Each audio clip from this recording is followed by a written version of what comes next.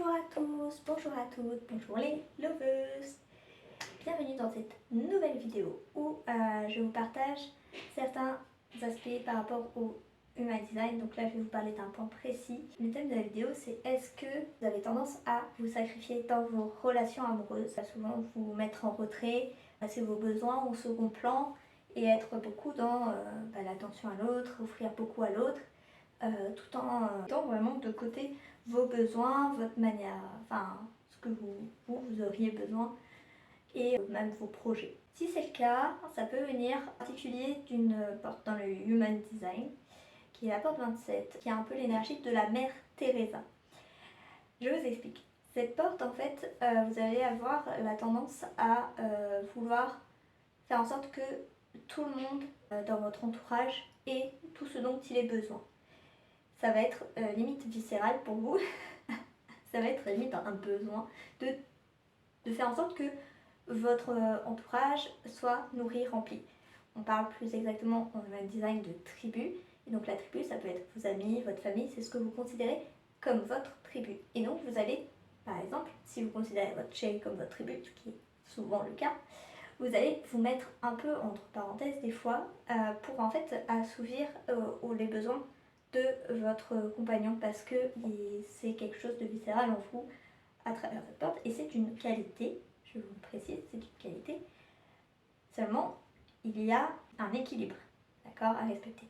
Il faut apprendre aussi à prendre soin de vous et à vous nourrir aussi, vous, pour pouvoir nourrir les autres. Parce que effectivement, si vous ne prenez pas soin de vous-même, si vous ne vous nourrissez pas, si vous ne vous concentrez pas aussi sur vos besoins à vous, vous n'allez plus avoir l'énergie pour soutenir justement votre tribu, nourrir votre tribu. Alors nourrir la tribu, c'est intellectuellement, alimentairement, affectueusement, enfin il y a plein de sens à nourrir, on va dire. La clé, c'est vraiment de penser à vous, limite d'abord, parce que c'est en vous nourrissant que vous allez pouvoir avoir l'énergie pour nourrir les autres. Et il ne faut pas non plus tomber dans l'extrême, parce qu'il y a des fois certaines clientes, c'est un peu ça, elles vont avoir tendance à en faire peut-être un peu trop et limite ça peut être oppressant pour la personne même. Et c'est peut-être ça qui peut faire fuir aussi un homme. Vous allez avoir, ça peut être quelque chose qui lui plaît aussi, d'accord, d'avoir l'énergie un peu de la maman en fait. Le sens du sacrifice, faire tout pour lui, faire en sorte qu'il a mangé, faire en sorte qu'il y ait toujours de quoi dans le frigo, faire en sorte qu'il puisse se sentir bien dans sa vie, etc. etc. Mais des fois ça peut être oppressant parce que vous êtes limite un peu trop en mode c'est bon, tu as bien mangé, tu n'as pas froid, tu veux que je fasse ci, tu veux que je fasse ça. En fait, d'être trop à vouloir faire à la place pour aider. Et ça, c'est pas la bonne énergie. Et en fait, c'est que vous n'êtes pas aligné quand vous êtes dans cette partie-là, en fait. C'est pour ça que c'est intéressant, Human Design, chaque porte a ses avantages et ses inconvénients. Et en fait, on peut des fois vite basculer dans l'inconvénient, en fait, dans l'extrême, le challengeant. Et donc la clé, ça va être d'avoir cet équilibre, parce que aussi, c'est donc de ne pas être trop sur le dos, c'est qu'il faut comprendre que l'objectif d'une bonne mère, c'est de lui nourrir sa tribu, lui apporter tout ce dont elle a besoin pour grandir et évoluer. Et l'idée de grandir et évoluer est importante parce que l'idée, c'est de les aider à atteindre une certaine autonomie.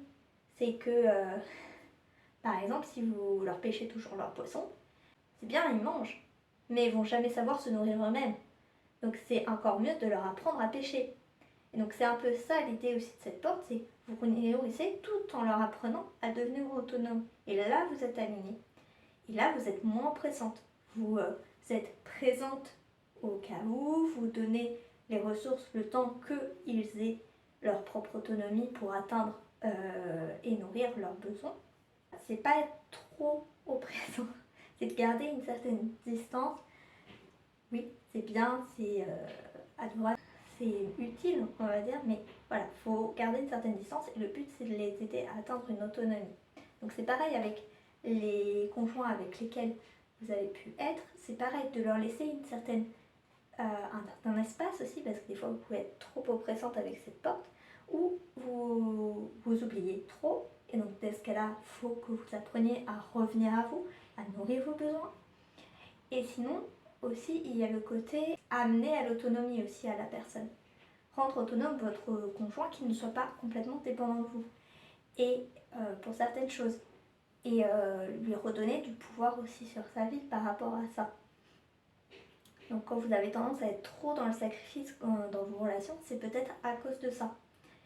Donc prenez du recul par rapport à tout ça, réfléchissez bien à tout ce que je vous ai dit, je vous ai conseillé, je vous ai partagé, et ça se passera bien, ok?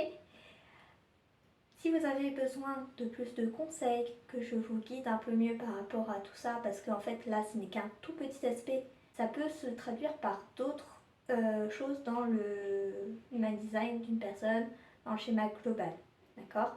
Là j'ai fait spécifiquement sur cette porte vraiment l'énergie, mais ce type d'énergie on peut la ressentir à travers d'autres choses dans le schéma. C'est pour ça que c'est intéressant d'avoir vraiment des lectures personnalisées, ce que je fais à chacune de mes clientes. Au travers de l'accompagnement, je leur fais la lecture de leur human design. J'ai leur human design sous les yeux pour les aider, pour leur donner des conseils plus spécifiques et personnalisés, pour les aider à trouver l'amour de leur vie.